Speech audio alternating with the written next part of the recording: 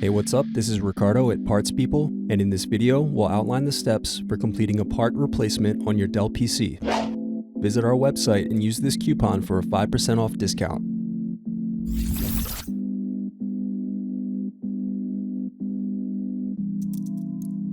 Unscrew and remove bottom base.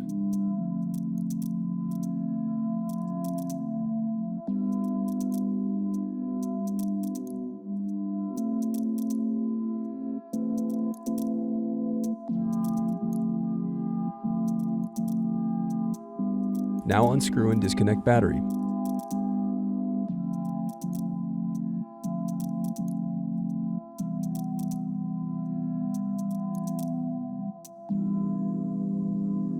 Next, unscrew and disconnect cooling fan.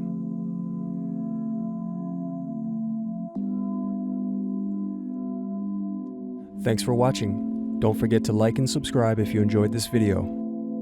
And if you need more, check out this playlist to watch other tutorials for your laptop. You can also click here to find parts for your laptop at partspeople.com.